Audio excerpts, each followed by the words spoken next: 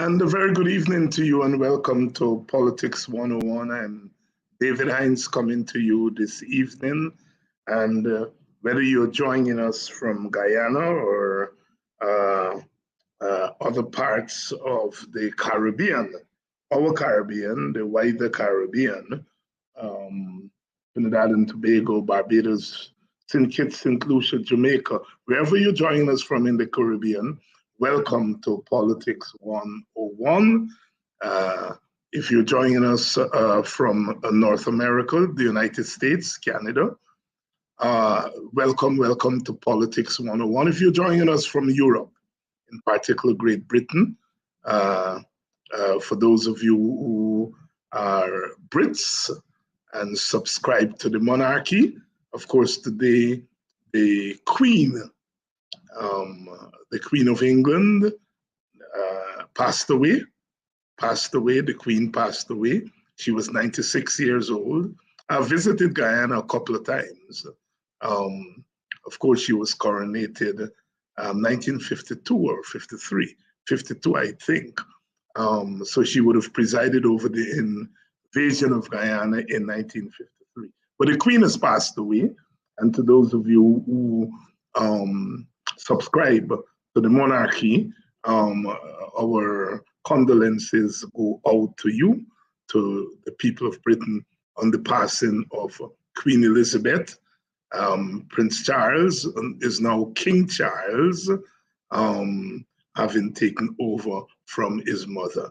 So welcome to you if you are joining us from Europe, in particular from Great Britain, England, United Kingdom, which of the formulations you prefer. Welcome to Politics 101. If you are in Guyana, you're joining us from Georgetown.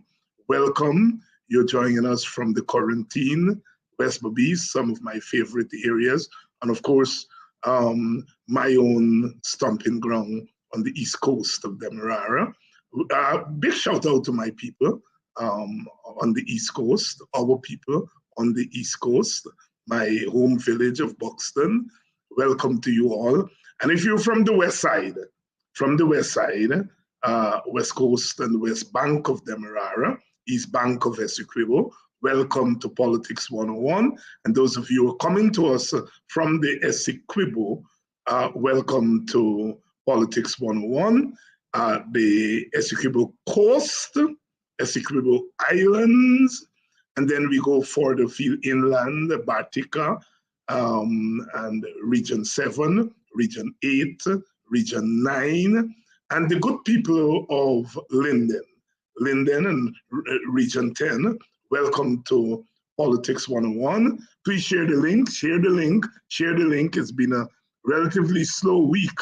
Tonight we're going to be talking with Brother Aubrey Heath-Retmeyer, who was the deputy head of SARA.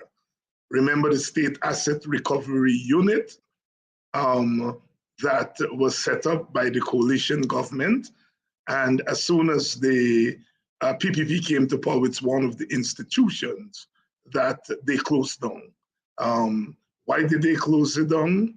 What SARA had done in the years that it operated? Is there still a necessity for SARA? These are some of the questions that we are going to be putting to Mr. Aubrey Heath-Retmeyer, who was the deputy head. Of course, the head of SARA was Professor Clive Thomas of the Working People's Alliance, and Mr. Heath-Retmeyer was the deputy head. He'll be joining us for the interview at 7 o'clock. Someone is saying, yes, you're joining us from Antigua and Barbuda. A lot of our people are there in Antigua. I know some are also in Barbuda. There is Antigua and Barbuda, there's St. Vincent and the Grenadines, Trinidad and Tobago. So we have some of these twin island countries in our Caribbean. Good evening to you, Mr. Morgan, joining us from all the way there in the Quarantine, 51, 52, 53 Union area. Welcome to Politics 101. I didn't call the people on the east bank, because as we come on the program tonight, tragedy has hit the East Bank. We understand that the caucus there have been the caucus have been damaged, shut down. I'm trying to get the news report here, but they're estimating over 200 families in Providence and Peters Hall, surrounding areas are underwater as a result of the damage there to the coker, as a result of the damage to the coker. So we are monitoring that situation. We are expecting Mr. Aubrey Heath-Retmeyer to join us at 7 o'clock for the interview this evening. So please share the link. Please share the link. Mr. Heath-Retmeyer will be joining us for us to talk about SARA, all the questions that you may have. Why did the government move on SARA? What did SARA accomplish while it was in existence? All those questions, corruption, state asset recovery. It's a global development. This whole issue of recovering state assets. So welcome to Politics 101. We're looking at the story here where approximately 2 o'clock early this morning, the sluice door at Providence developed a breach resulting in flooding. We have heard this so many times. The coker malfunctioning, and people are flooded. 200 or more households, the bottom flats, are underwater. Our solidarity go out to those people on the East Bank. Now, I do not believe that these issues should be treated as political. It is always my view that whenever these things happen, we should get to work very quickly, all of us, and to deal with them, because these are human issues. Human beings are directly affected. I know the Providence area well. I have friends there. Peters Hall, I have friends there. I go there regularly. And I know that whenever there are floods, that those people are affected, especially the bottom flat. So I can imagine with the sluice door malfunctioning and the water coming in, I can imagine the state of affairs there with those families, over 200 families. Now, as I said, these are things that I do not politicize. But lo and behold, as I was rushing from class to come to begin the program, and I saw the news item and quickly read it, there is the Minister of Agriculture blaming the administration of Region 4, blaming Region 4 for the problem, saying that the coca supposed to be serviced by the RDC, Region 4.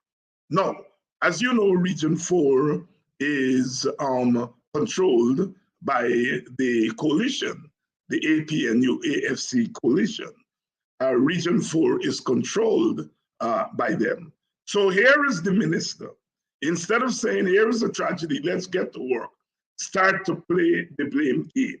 So he's blaming the APNU-AFC for the floods. Now, this is the problem with these people. They politicize everything. Everything that goes well in the country, they take credit. The children, our students, pass 20-odd subjects, they take credit. Now, the sluice there on the East Bank is malfunctioning. They're putting the responsibility and the blame on the Regional Democratic Council. Now, we all know that the RDCs are dependent on the central government for resources to function. And we know that the PPP has always been stingy, has always been wicked when it comes to giving resources to the RDCs under the control of the APNU AFC or the opposition, the opposite party. They hold back resources. They starve them of resources. They starve the municipalities, Georgetown. We know that. They starve them of resources. They starve Region 4. Further, in the budget, the national budget, the monies allocated for the regions, the Region 4 money was drastically cut. They give more monies per head or person to Region 1, Region 2, Region 3, Region 5, Region 6, where the PPP is in control. And in Region 4, where the PPP is not in control, they starve those regions of funds. It's the apartheid that we are talking about. And so therefore, if it is true that the cocoa was not serviced, the responsibility and the blame cannot be put just at the doorstep of the region.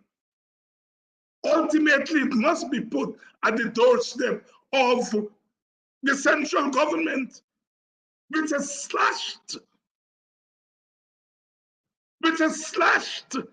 Region 4 budget, starving Region 4 of resources. And now you're saying, Mr. Mustafa, that Region 4 has not been servicing the caucus. Well, they need resources to do that. And if you engage in apartheid, if you engage in discriminatory allocation of resources, this is going to be the outcome. Petersall, Providence, those are mixed areas. Black people, Indian people live there. There are Indian people who are underwater. They voted for the PPP.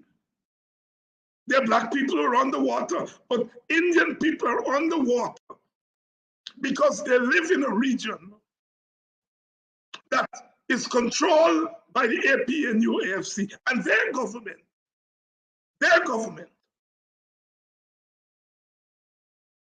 has cut the resources given to Region 4. I hope my Indian brothers and sisters are taking note. For the PPP, you have become collateral damage. They are prepared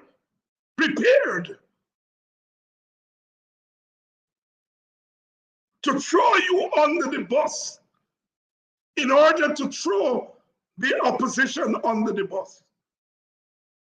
The apartheid allocation of resources, this is one of the outcomes.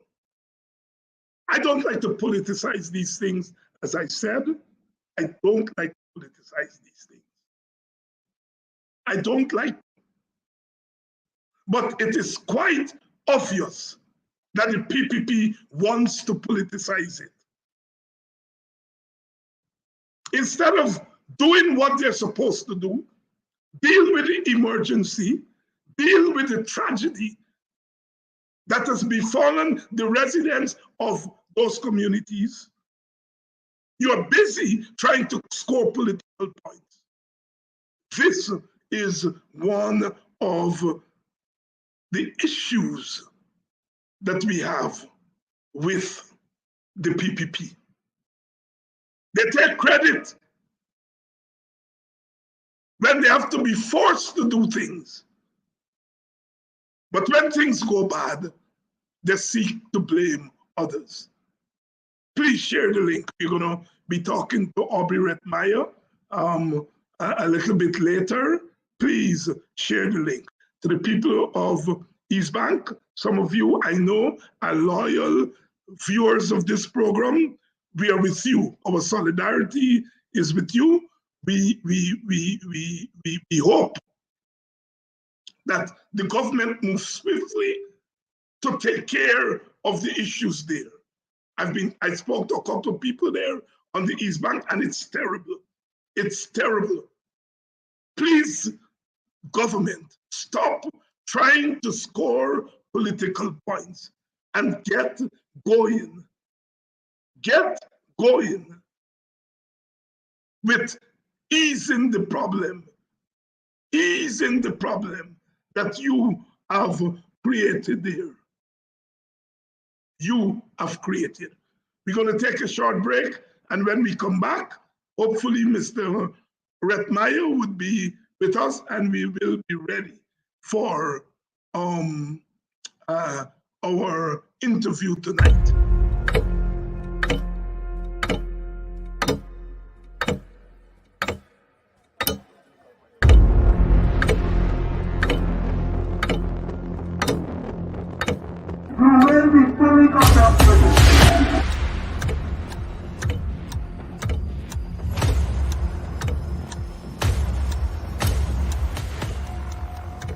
Mr. Watts, he has armed himself shots.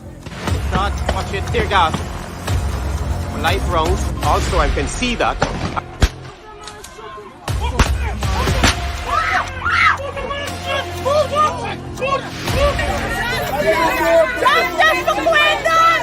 The man is a boxer, man. Why can't you put in a boxer, man, to do that?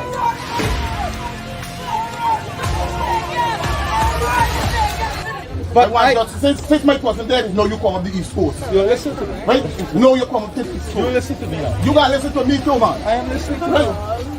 Now, I see you on the East Coast. The day when they get a protest of them, the next day, that's when you see one bigger heads come up to talk to my family. Right? And that's bad. If we didn't do a protest, we want to see nobody for justice. You see? I'm not holding back nothing. I'm not holding back nothing. I just need justice for my family. I get visitors all of a sudden. All of a sudden, you all have visitors. This is Joker. Who is that Joker? That piece of plum.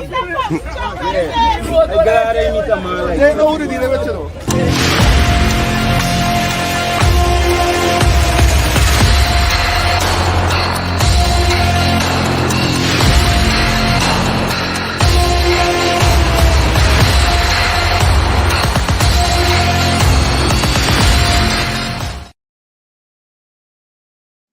Welcome back to Politics 101, just taking you down memory lane there about the one Guyana that these people are talking about. And they're saying one thing and doing another thing. I am appalled, and so should you, at what is happening in our country. Our solidarity with the people of the East Bank there, Providence, Peters Hall echoes that area, which those communities are underwater, malfunctioning of the coker, the sluice, I think they said malfunctioned, and so over 200 families, you know, if there's an average of 3 or 4 people per family, is close to 1,000 people who are affected and more by the tragedy. And there's the Minister of Agriculture politicizing. This is tragedy. But he's trying to score political points by trying to blame the regional government. In any functioning democracy, any non-apartheid democracy, The central government should be working in unison with the regional governments to get the country working. These are essential things. Essential things. Making the cocoa work, surfacing the cocoa, these are essential things that any government that is concerned about the welfare of the people should be engaged in. But this PPP government, starving opposition, starving the opposition of resources, and then when tragedy hits, blame the opposition, take themselves out of it, out of it.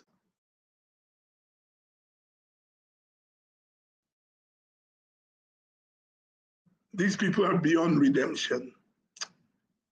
Please share the link and let others know that Politics 101 is on tonight.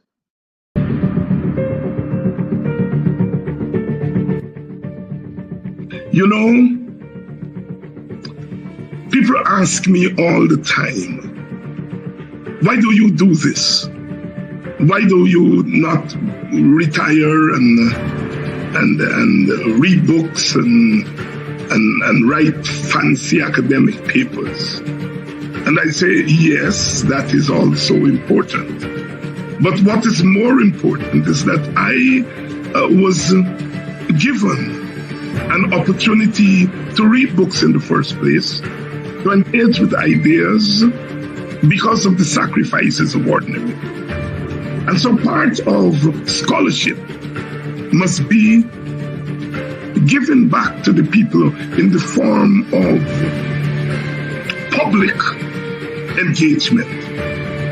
I see myself as a public scholar, what we call an activist scholar or a scholar activist, who's always trying to use the knowledge that is gained from reading books, from observing people in their communities, in their society, and giving them back, in the words of a U.C. Kwayana, giving them back to the people as a political nourishment and by extension, cultural nourishment. That's what I'm about. It's about being that public scholar whose work is not just confined to the classroom, but that classroom is extended to the public space. I'm David Hyde.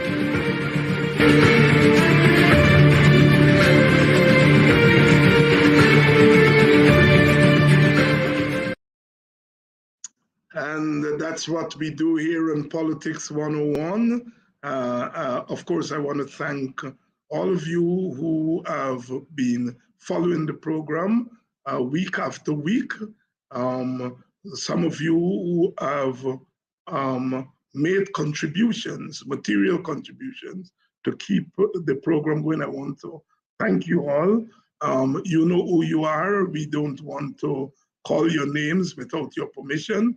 But for those who have contributed materially and continue to do so, I want to thank you so much for keeping this program alive. I heard my friend, erstwhile friend, Freddie Kissoon, in defending himself. He's under trouble because people are calling him out now. People are calling him out, and started by Ganesh Mahaipal, who allegedly told him that he's singing for his supper, and he has gone berserk and says that when asked if he's taking money from the PPP, he's asking whether Sherrod Duncan and myself are getting money from Black businessmen. And I want to say we are not getting, I am not getting any money from Black businessmen and not solicited money from Black businessmen. Our program is kept by small donations from our viewers like yourself, and we want to thank you. Talking about Freddie Kissoon is in trouble. I noticed Nigel Hinds has taken him on. And people are beginning to take that job on. Kemraj Ramjatan has taken him on. I think he has got away with a lot in the last 2 years because some of us who are Warriors friends, we have taken the position that, look, we are not going to engage that chap because that's what he craves. But in the absence of engaging him, he has become bolder and bolder. And so it is very good that people are taking him on the issue of his attack on African Guyanese leaders and his about turn in defending himself. He said people change. And so he has changed. Well, there is no problem in people changing their political stances, but if he wants to claim the right to change his mind, he must also allow other people the right to change their minds. But when people change their minds, he abuses them. But only he must have the right to change his mind politically. Now, people have been calling him out because he has not uttered one word of constructive criticism against this government. Not one word, not one criticism. The things that he criticized past governments for, that he criticized Burnham government, Oil government, Agdio government, Ramotar government, Granger government, the things that he criticized those governments for, he is not criticizing this government. What has changed, Freddie? Why the Freddie who is always jumping and criticizing institutions and individuals, why are you so silent on this government that is doing a lot of the things that you were so fulsome in your criticisms of other governments? There is more in the mortar than the pestle, it seems. So finally, you said what all of Guyana knew. You are a supporter of the PPP, and you have already made up your mind to vote for the PPP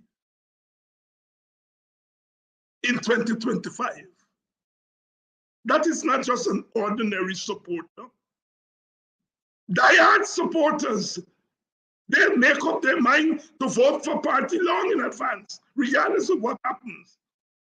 And it seems that that's what you're doing. Regardless of what happened between now and 2025, you have made up your mind that you are voting for the PPP. And you talk about Nandlal and Irfan Ali as the people you're supporting. You're supporting the PPP. And that's your business. It's your right to support and vote for the PPP, but allow other people the right to support who they want to support. Why are you jumping in people's faces if they decide to support the coalition? Don't they enjoy the same human right of association that you enjoy, Mr. Kissoon? You say David Hinds preaches racial sermon every night. Well, in the first place, there are no racial sermons here. They are racial critiques of the government. There's an examine of racial apartheid on this program. But you, Mr. Kissoon, you said that there's apartheid in Guyana, but it's apartheid against Indians. Who are you different from David Hinds? You said repeatedly that Indians have been brutalized more than any other race in Guyana. David Hinds says that black people have been brutalized from the Middle Passage to the present. How are you different? Why is David Hinds preaching racial sermons and you are saying the same things in defense of Indians, but yours are not racial sermons? You're too damn dishonest, friend. And that's my issue with you. My issue with you, Freddie, is not your politics. You have a right to your political choices. You have a right. But give other people that right. You jump in everybody's faces when they make their political choices. And you make your political choices and expect people not to jump in your face. Well, them boys get you hopping. Them boys got you hopping now. And so shall it be. So shall it be. And I'm saying that we are at a critical period, a critical juncture. And that critical juncture is that for the first time, we are confronting the issue of anti-Black racism without any frills. You know, we Black people, the Black elite, you know, we like to sidestep race and we tiptoe around race. Well, it seems that some of us have decided we're not tiptoeing anymore. And that's what's causing all the consternation. That's what's causing the PPP. They don't want the world to start shining the light on them and getting down to brass tacks about the way they govern. I notice a businessman has come out. Yes, let the businessmen come out. Because they are benefiting from the apartheid. The problem with them is that they don't know what apartheid is. They never read a book. They never read an article. They never watched a documentary on apartheid. So they're talking about apartheid laws. Damn stupid, limited people. We have them on the run. We have them on the run because we have wiped a lot of the fear from our faces. And we are coming out and speaking with one voice. It is more than discrimination. It is discrimination in pursuit of domination. It is discrimination that arises from a worldview that sees Blackness as inferior. Whether that worldview is driven by the notion and acceptance of caste, whether it's driven by the acceptance of Black stereotype as fact, whether it's driven by the age-old worldview that Black people are inherently inferior, biologically inferior, whatever ideology it is driven by. It's clear that it is driven by some ideology.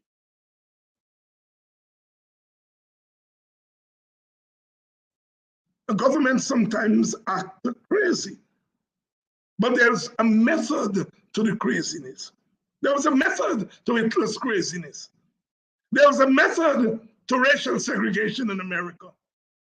There was a method to racial segregation in South Africa and Namibia and Zimbabwe, formerly Rhodesia. There was a method to the segregation of colonialism all over Africa, all over the Caribbean and the Americas. There was a method. There was a method. And the method is the worldview that drives the policy and the thinking. And what they can't take is that we who understand the ideological underpinnings of what they're doing, we are exposing them. We are letting Guyanese know that what they're doing is systematic. Systematic. Systematic. It's not accidental.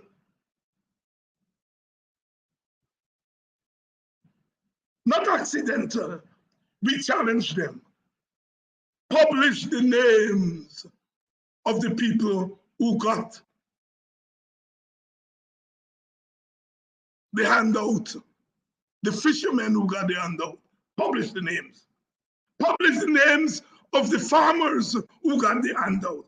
Publish the names. Publish the names of the sugar workers. Publish the names who you give $250,000 or how much you give them.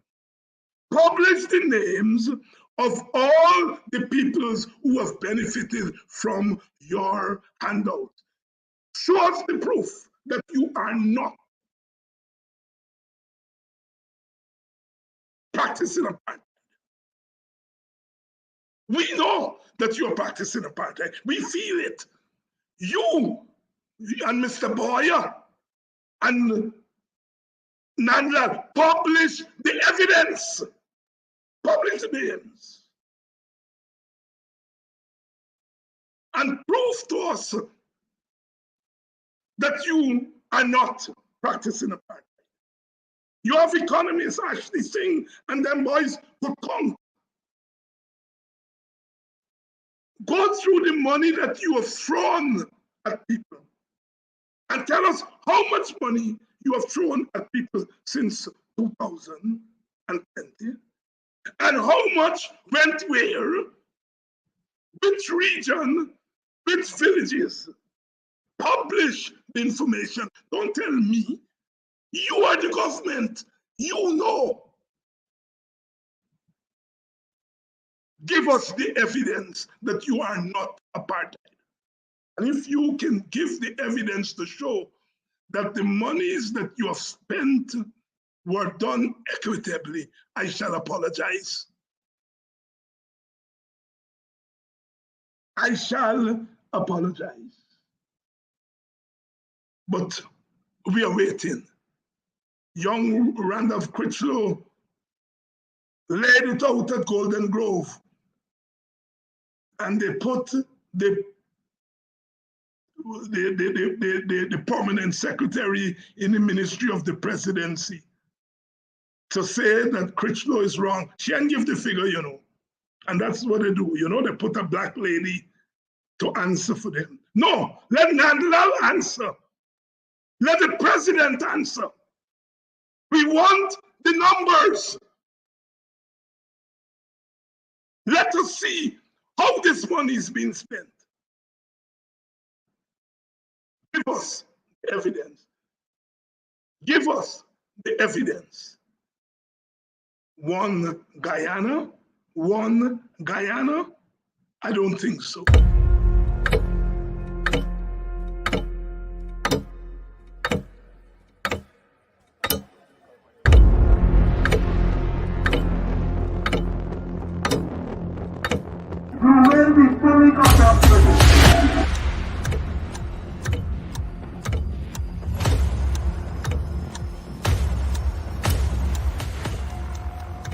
Mr. Watts, he's armed himself. Shots. Shots. Watch it. Tear gas. Live rounds. Also, I can see that.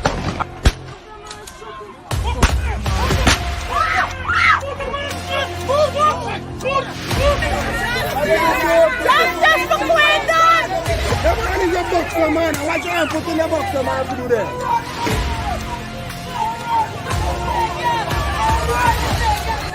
But since my cousin there, no, you come on the East Coast. You listen to me. Right? No, you come to the East Coast. You listen to me now. You gotta listen to me too, man. I am listening to Right? Now, I see you on the East Coast. The day when they get a protest of them, the next day, that's when you see one bigger heads come up for talk to my family. Right? And that's bad. If we didn't do a protest, we want to see nobody for justice. You see? I'm not holding back nothing. I'm not holding back nothing. I just need justice for my family.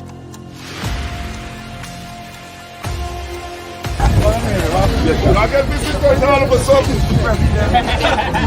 All of a sudden, you all have visitors. This is Joker. Who is that Joker? That piece of plum. They know who to deal with, you know.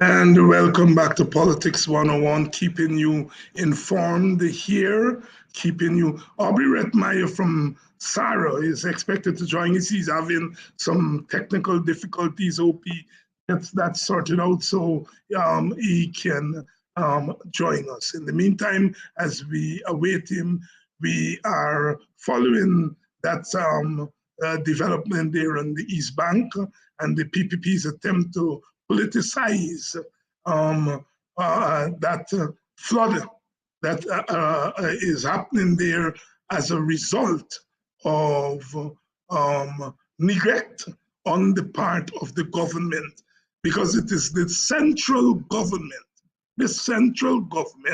that must provide the regional government with the resources. And the PPP plays politics. They play apartheid politics.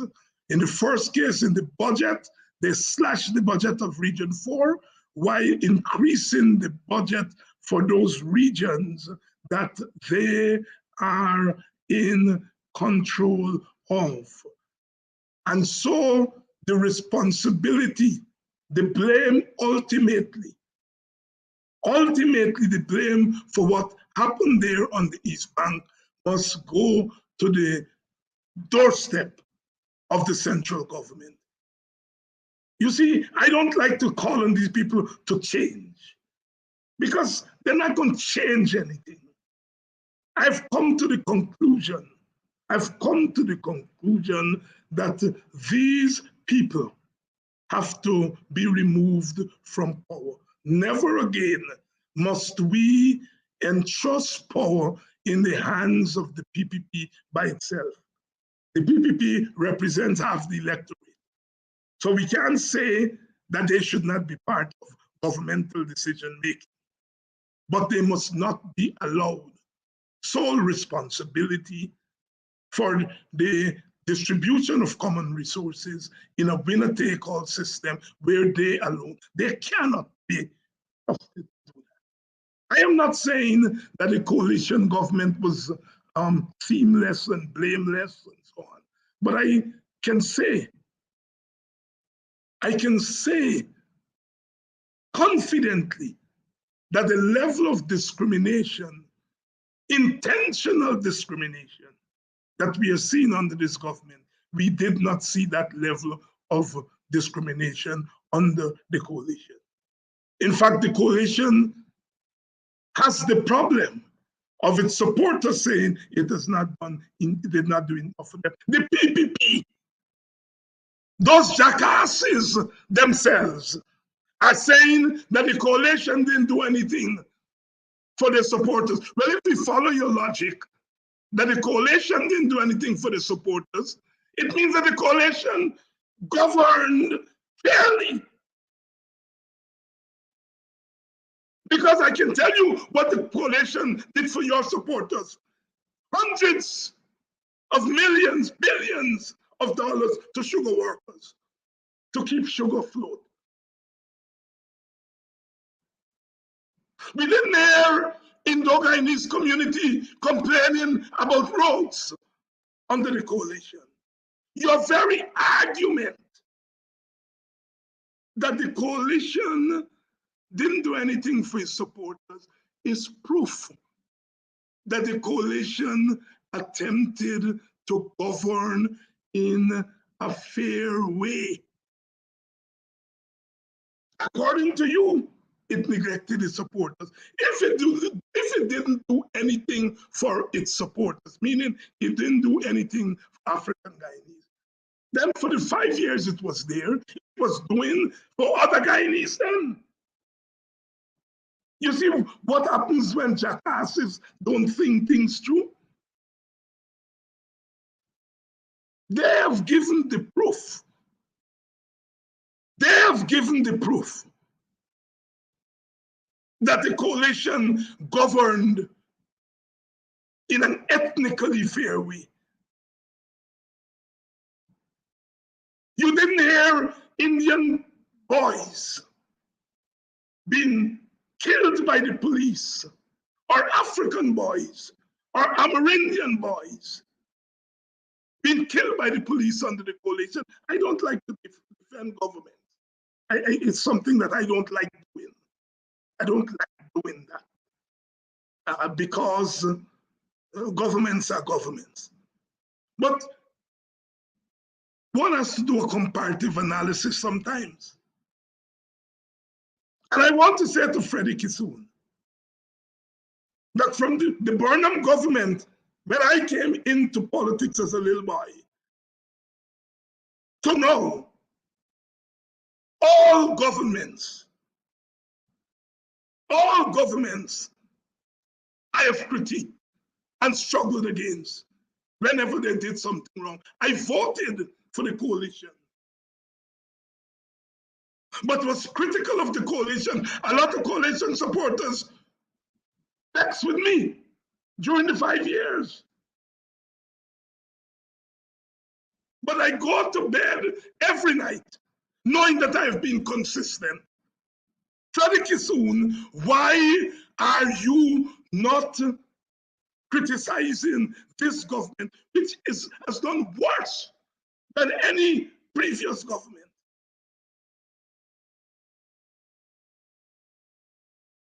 You can't go to bed at night. You realize, Freddie, what you were doing. And so you made enemy with all your political friends and created a crime or created crimes. And tell yourself, because you're not fooling anybody, tell yourself that they're guilty of these crimes. The crime you created is that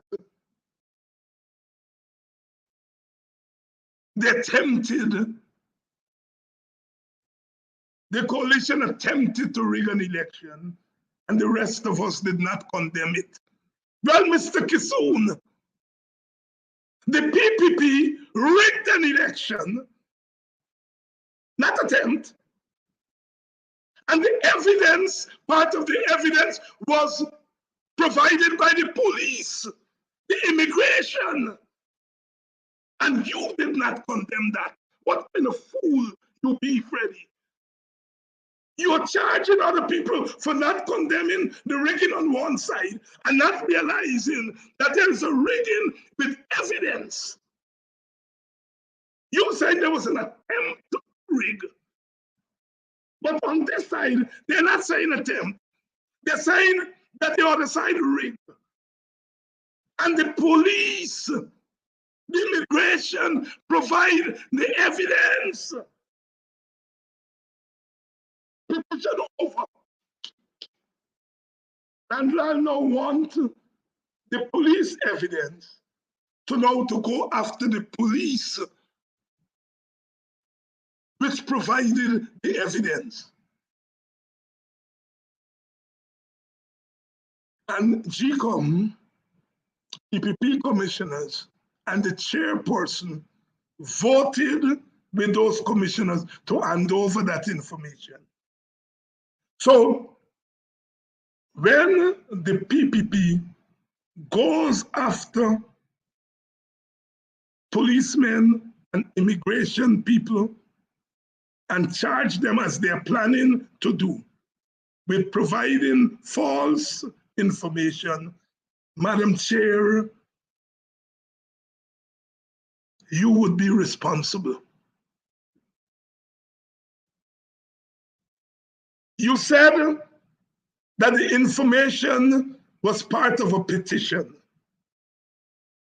And so therefore GCOM wasn't going to turn it over.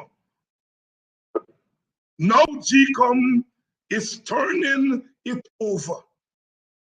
Now GCOM is turning the information. What has caused your change of mind? And if and when the PPP lock up any immigration person, you and the PPP supporters will be responsible. They don't care, but you should be impartial. You should be impartial. Politics 101 tonight, we're on fire. We're on fire. We're on fire. I think Mr. Aubrey Heath-Retmeyer finally is with us. Finally, Coffee, I know you've been waiting. Coffee saying here, yes, the police commissioner, Leslie James, investigated, provided the evidence. Freddie Kisun, you blind? There's evidence. And you are not condemning the other side for rigging when there is evidence. And you said the other side attempted to rig, and the whole evidence is a statement. And for those of us who didn't condemn it, you charge us with a crime. You're not charging yourself for ignoring not attempted rigging, actual rigging that was exposed by Leslie James and the police who investigated it. Let me bring in Mr. Aubrey Heath-Retmeyer. We still have some time. Aubrey, I'm very sorry that you got such a difficult time in coming on, but we're waiting patiently for you. Go ahead. Well, I'll do the best I can with the time I have left, or if you want to slot me in for part of another time, another night, I don't mind. I appreciate the invitation. Right. I'm unfamiliar with the this particular means, and I thought it would have been a regular Zoom. And having tried, my wife was able to finally get us in. So I know that you had to be occupied otherwise. So I can do what I can do for tonight, but whenever I'm required to come back to fulfill the expected span of time, I'm prepared to do so. Let's get straight to the meat of the matter. Right. What were the factors that gave rise to the idea of SARA, State Asset Recovery Unit? What were the factors, the convergence of factors that gave rise to SARA in the first place? Well, in fact, Professor Thomas had been writing a series of articles between 2013 and 2015, early 2015. And in those articles, he had made the point that Guyana was losing over $100 billion in various, and 100 billion was the lower figure, in various forms of state corruption or corruption in state enterprises and countrywide. And so when the Granger administration came to office, in order that we might address the problem, he decided to ask Professor Thomas to head that. We started off as a unit in the Ministry of the Presidency, and I was his number two person there, his 2IC, as they would say in the Army. And as a result, we worked very closely for 5 years. So we were able to set up under the Ministry of the Presidency, SARU, and later on, after the bill was written and passed in Parliament, we became an agency independent of the Ministry of the Presidency. And so then we became SARA. Actually, the number of reports coming from audits and a number of other sources pointed to the fact that the country was hemorrhaging from massive corruption. And the Granger administration coming on board, recognizing this problem, had to find a way of addressing it. So our task was to, first of all, stop this hemorrhaging and to recover what we could. And so our task, we broke it down into a number of particular areas of interest. We focused, first of all, on what we call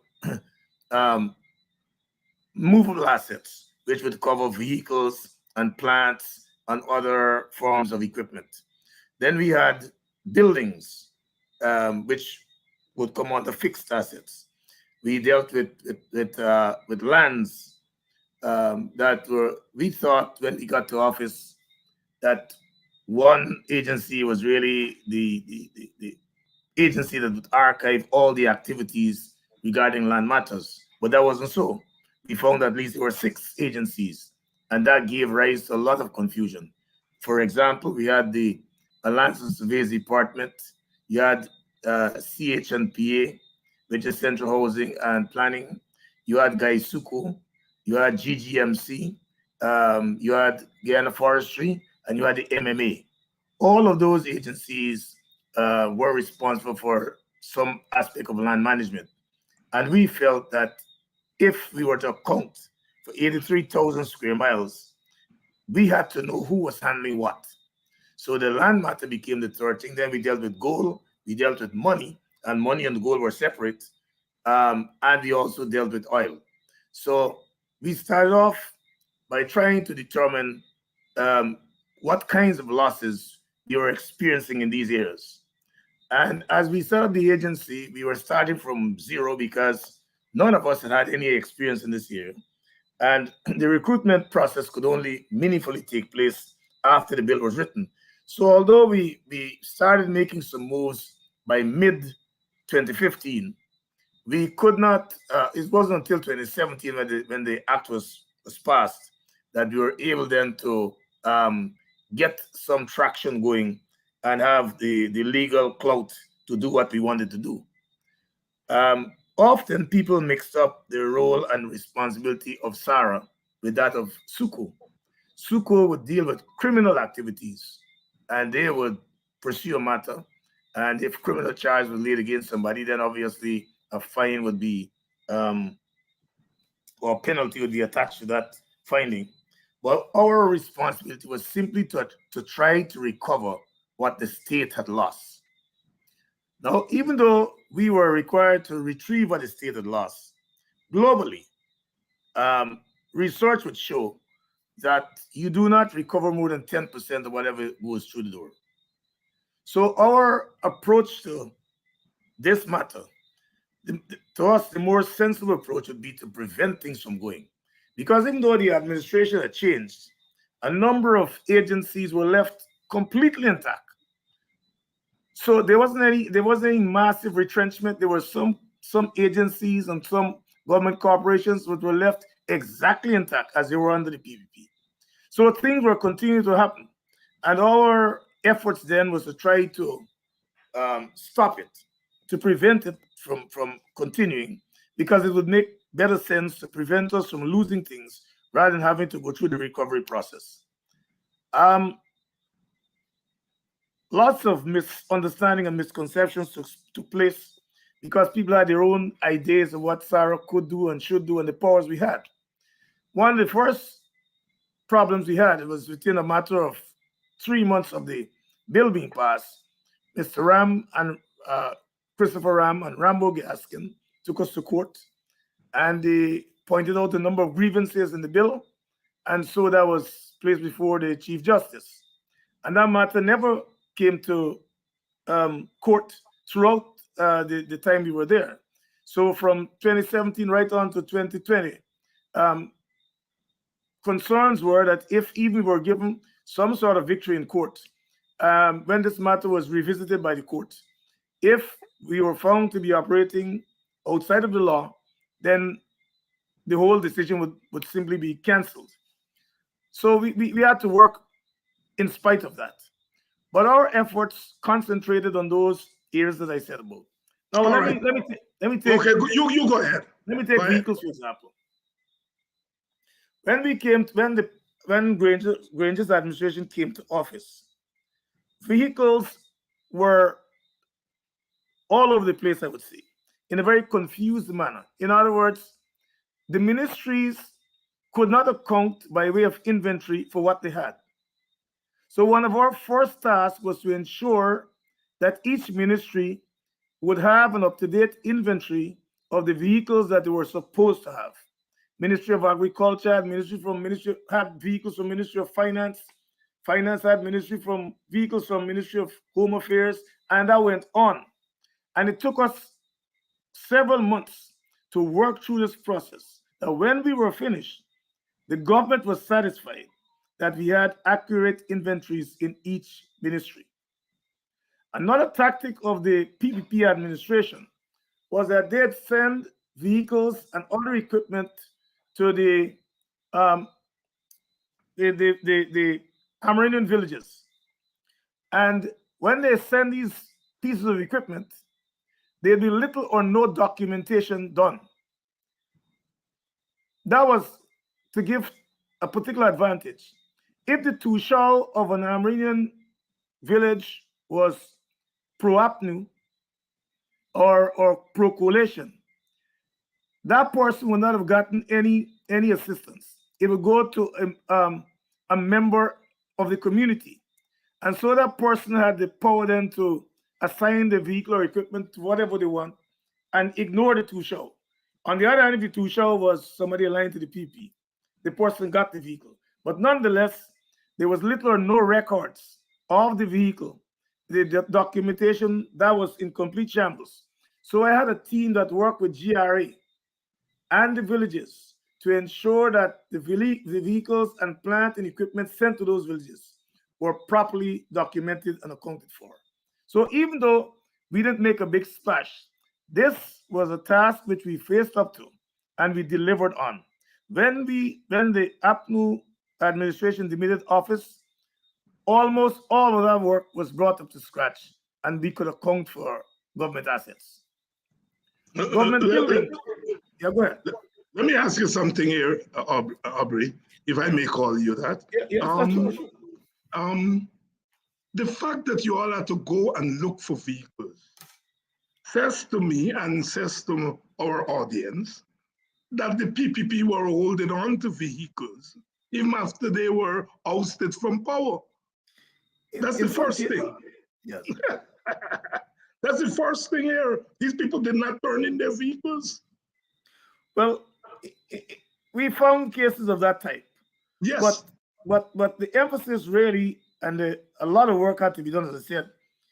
You would imagine you approach a ministry and you said, well, look, we'd like to see the inventory of your vehicles.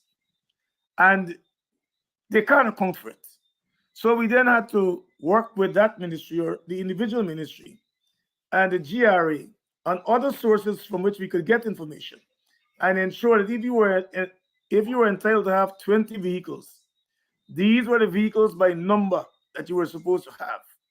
And we were able to ensure that those ministries got those vehicles and then had them accounted for. That was one area.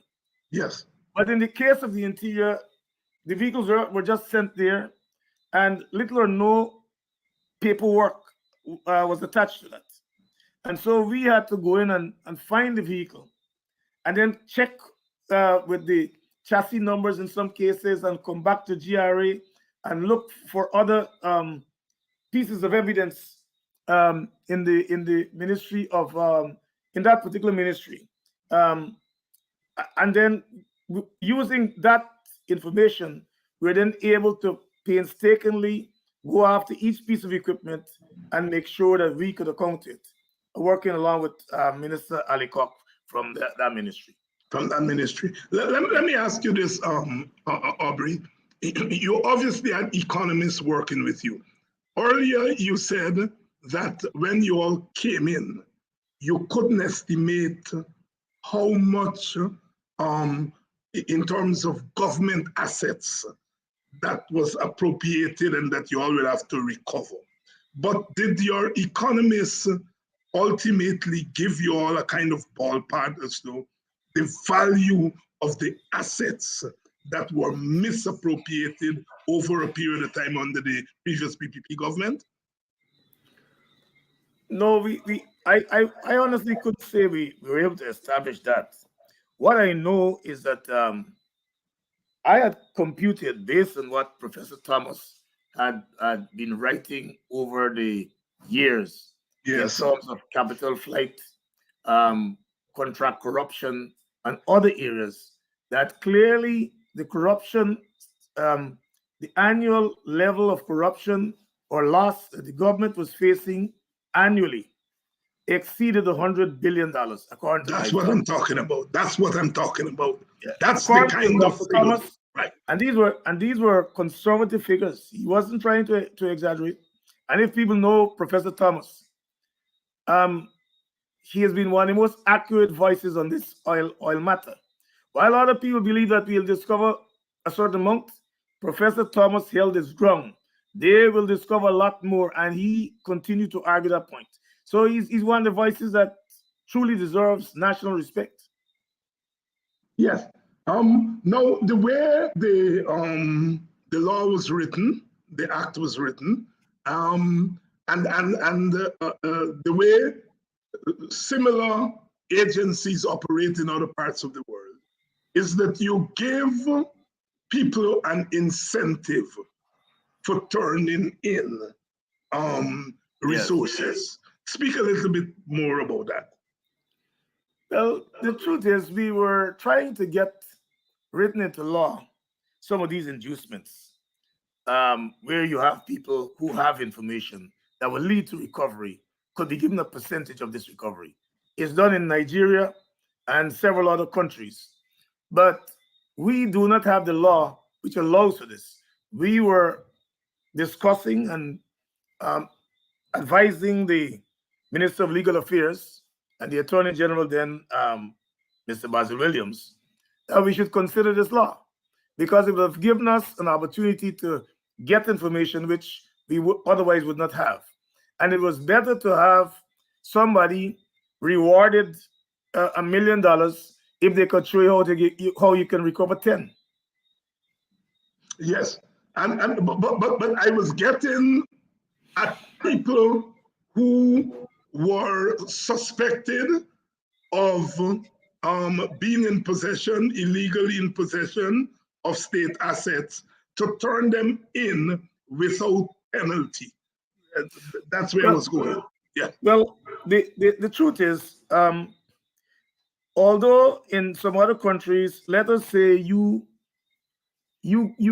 acquire something illegally, and it was proven that you had done so, and they would compute the loss to the government. In other words, if you got land, for example, undervalued, and the difference was 10 million, and you held it for 5 years, they will then reappreciate the value of the land to what the current price was, and you'll have to pay that plus interest.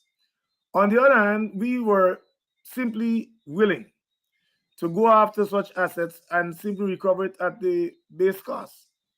And in fact, in the case of Prattville too, while the government under Jagdeo and the others had been claiming then that Sarah was wasting time, we weren't doing anything, we hadn't got back a cent.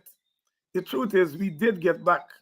In the case of the Prattville 2, 2 persons there did write 2 checks, individual checks, for $10.5 million each, and handed over to the government because their lands had been undervalued at the time when they acquired them.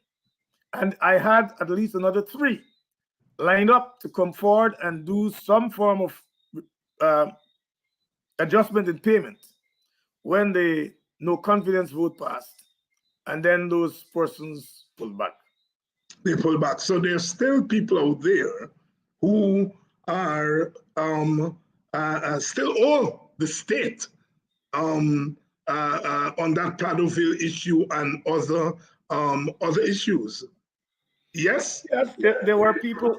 There were some that we couldn't get around because some people, though they acquire lands in that area, and the government regulations stipulated that they should not sell within until beyond a certain time frame. They should hold it and develop it, etc. Some people simply develop and flipped it. But we've had a challenge going after them because of how the laws were written. But at least in 2 cases that was done. They were not supposed to sell. They bought for a certain amount, they spent a few dollars and flipped it for more than 2 or 3 times, well, the amount of investment that they claimed to have had. Aubrey Heath-Retmeyer, former deputy head of SARA, when the government came to office, one of its first major acts was to close down SARA. From what you know from working in that area for almost 5 years, what could have motivated the PPP to move so swiftly in closing it down? Well, they wanted to make sure that whatever information we had would not be brought to court.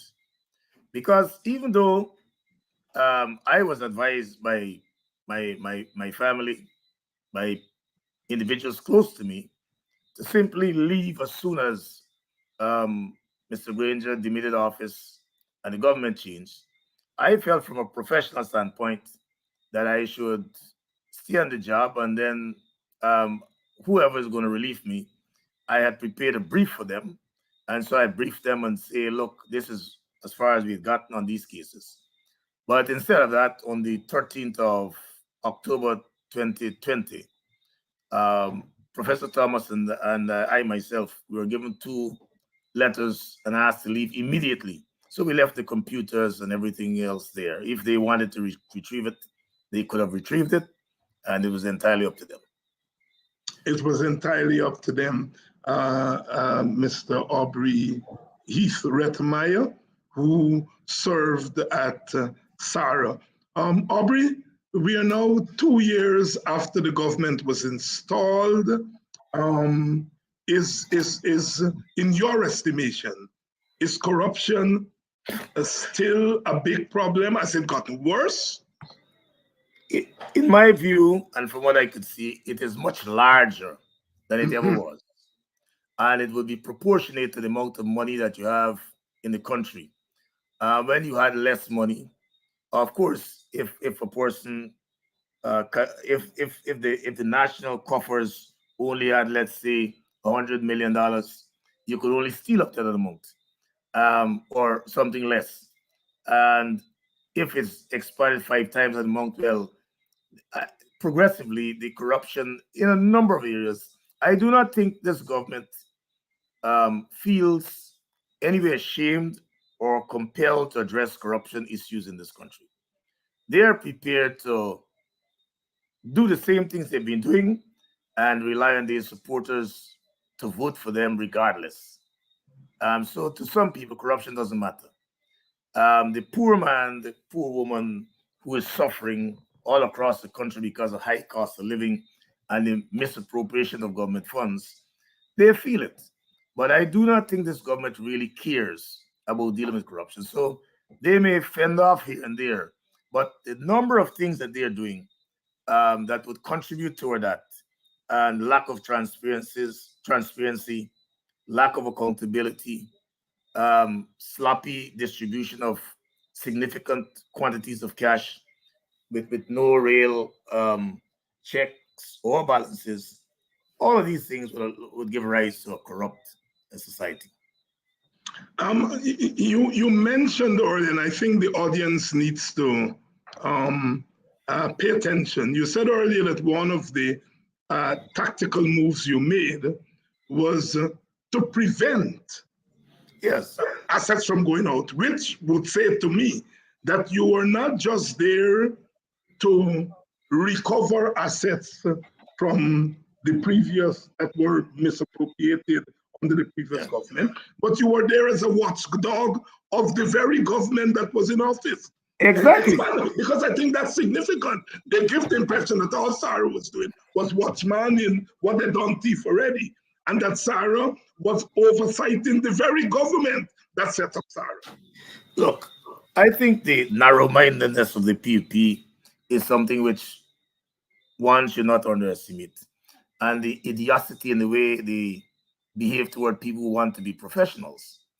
I never went there with a vendetta against anybody at all. I looked at the facts, and in some cases, we were prepared to provide the government with additional information. Say, look, we think even though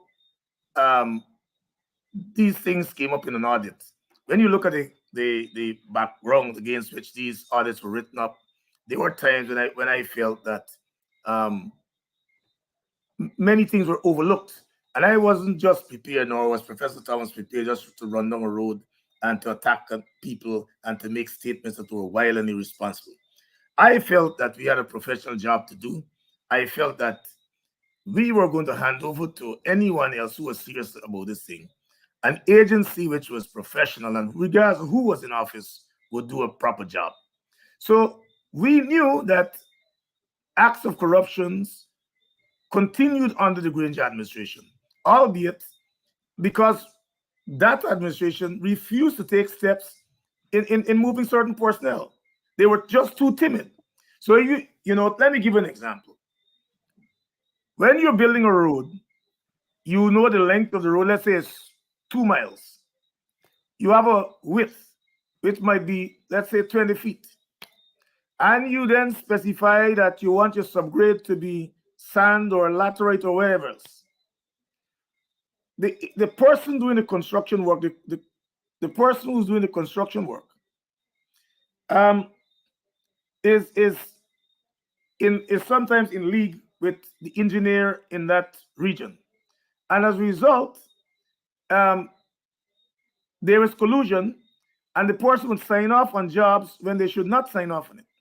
I recommended to Minister Bulkan and said, look, what you can do is to hire an engineer that will work for you, just in Georgetown here. Pay him well. I don't care what you pay him. And you can then send him out to the regions to look at the bigger jobs, the bigger contracts.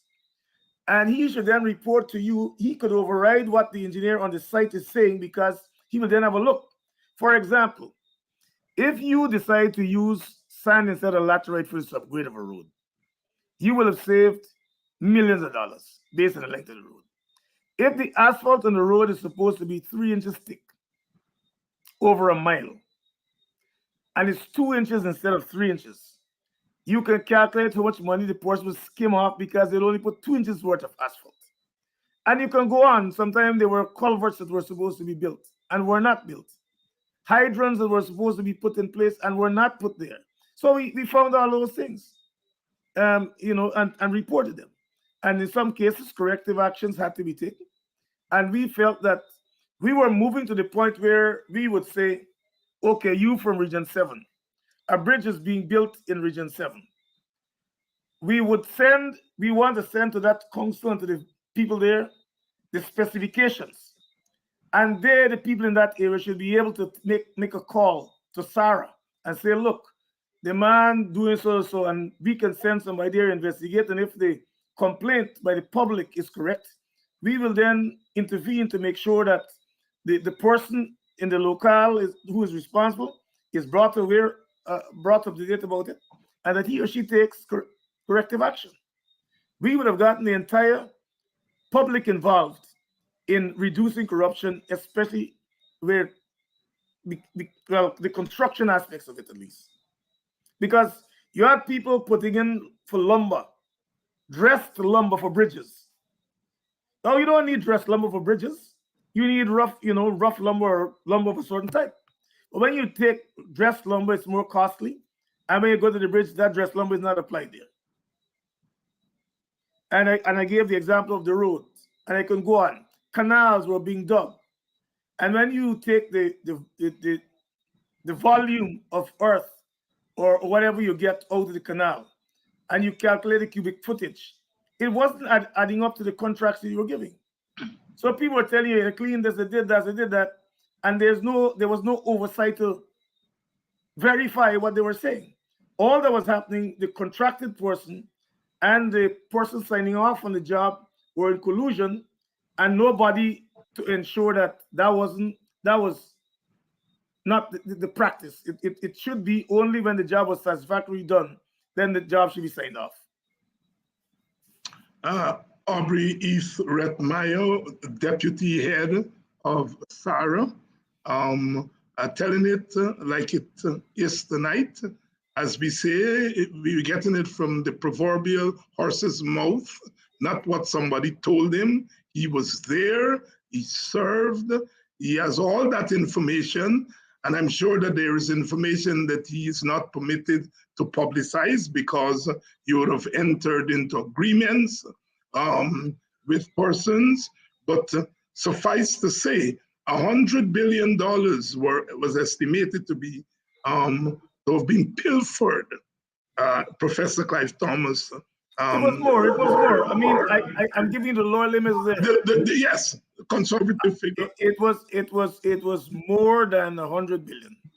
More than 100 million. Yes, and I calculated from the figures he had been releasing, and if you go back to the records, I didn't have time to recheck my notes today, but if you go back in the Stabrook News, he had been writing for over 2 years on the levels of corruption and the categories in which they were occurring.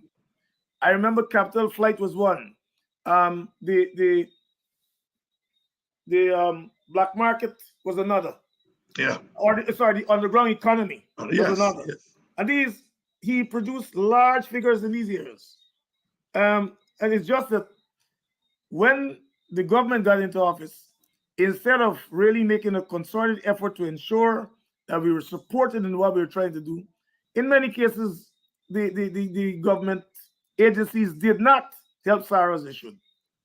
Not once were we asked to provide at cabinet level or a state level any information so that they can understand the magnitude of the work that we were trying to undertake and what could have been done to speed it up. And that's certainly an indictment of the government on that issue. From what you said, oil was one of the areas that you all were looking at. Certainly that was in the early years of oil and gas coming on stream. If you may, what were some of the trends you were seeing as you all were observing the burgeoning? Our main concern was with two oil blocks, the Kanji and the Kaicho blocks, which were issued under conditions that we did not think met the requirement for national disbursement of the public's property.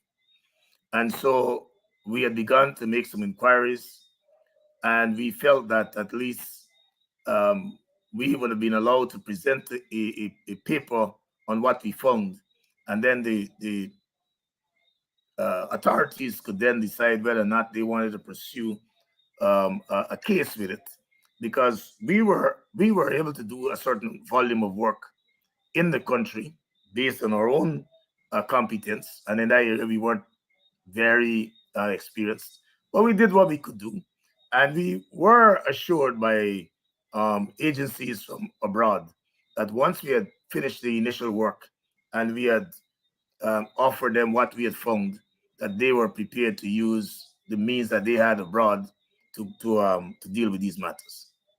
Unfortunately, the government never had a second term, and therefore that just went through the window. Just went through the window. Aubrey Heath-Retmeyer. Aubrey, we've stolen about 15 minutes from Sherrod, and I'm sure you will forgive us.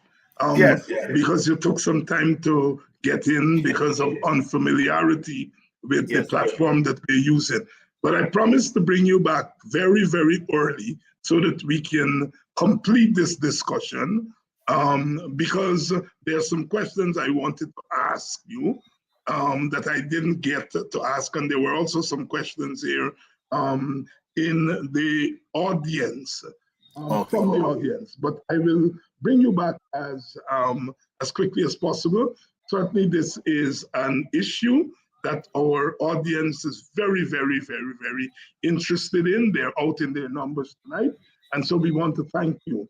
And the next time we'll make sure we get you set up in advance. So Thank you. that we can think. I wanted to talk to you a little bit about, because I know that you are interested in the condition of African Guyanese, among other things.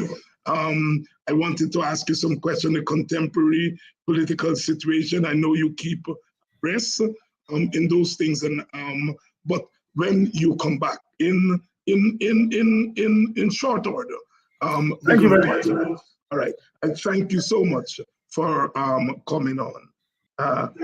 Aubrey Heath-Retmeyer there talking to us about Sarah, and we are following that situation there in the East Bank with the malfunctioning of the sluice, the coker, and the people of Providence and Peters Hall and surrounding areas are under water. I don't know whether to what extent the waters receded. Up to the time of coming on the program, it was still underwater. And most of the PPP are trying to put the blame on the regional government.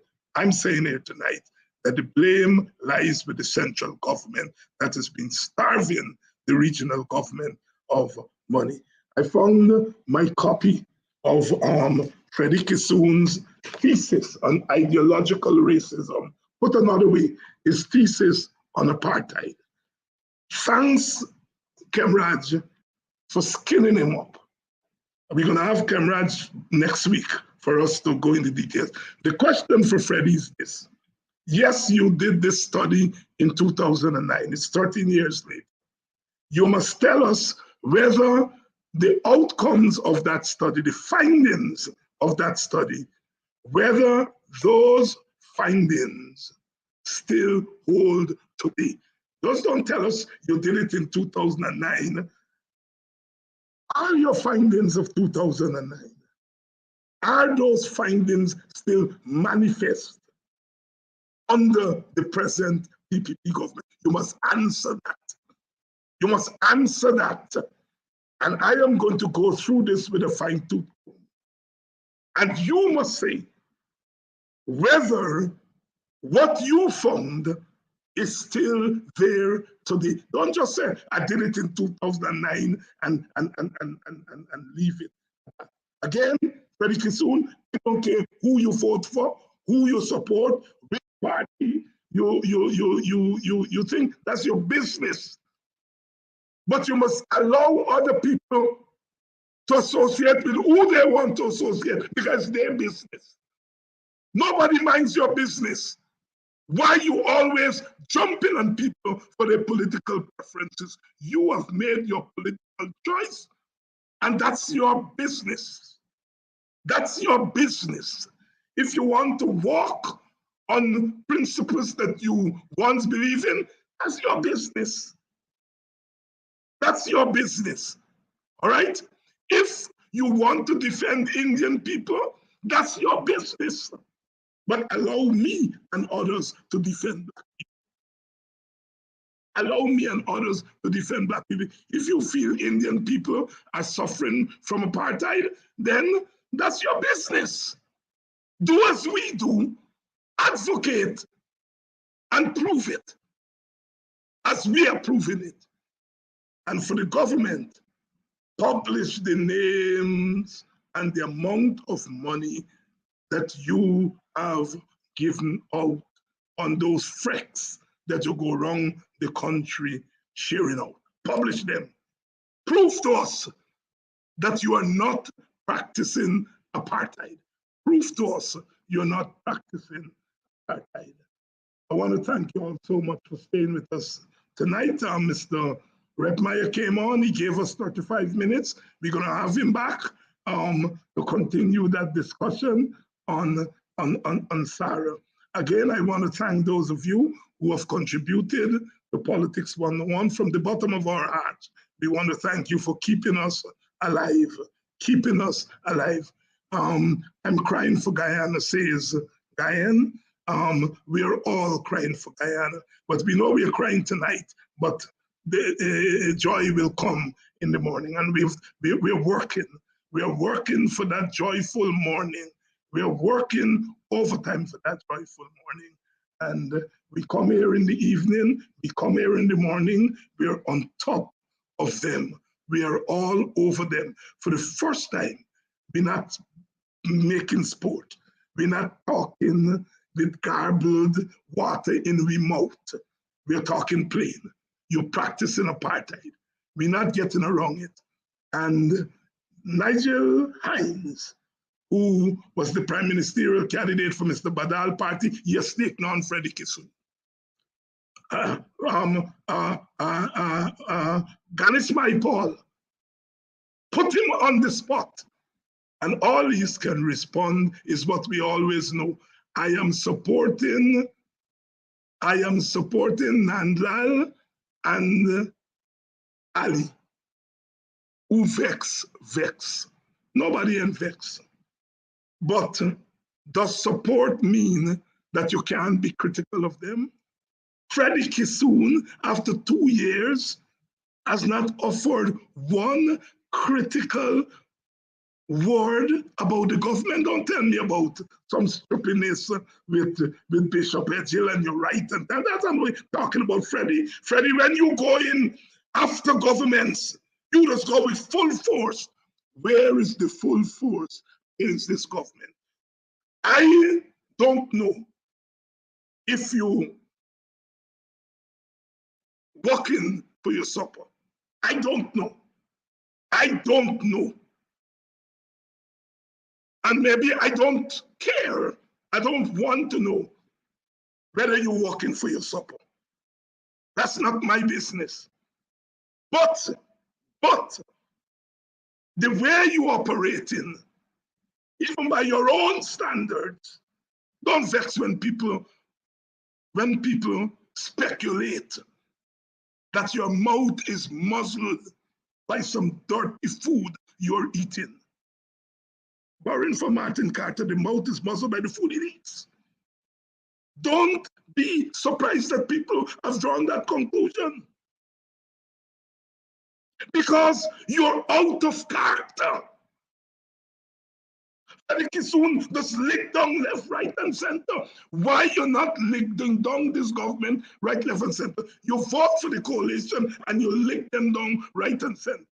You support them and you lick them down right and center. You're supporting these now, but you're not licking them down right, left, and center. They tie your hand. They tie your mouth. People are correct to answer those questions. Don't get vexed, Freddie. Don't get vexed. You see rigging on one side, and the other side show you rigging that the police said, look, and you're ignoring it. Freddie, it's not only your slip showing, plenty more showing.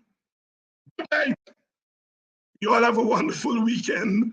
I'm toying with the idea of doing a special Politics 101 tomorrow night. I will advertise during the day if we're going to do that. But come what may, I'm going to be back next week. And again, thank you all for staying with us. Thank you all for trusting us to help you to make sense of what these scoundrels are doing and to be mobilized so that we can stop them in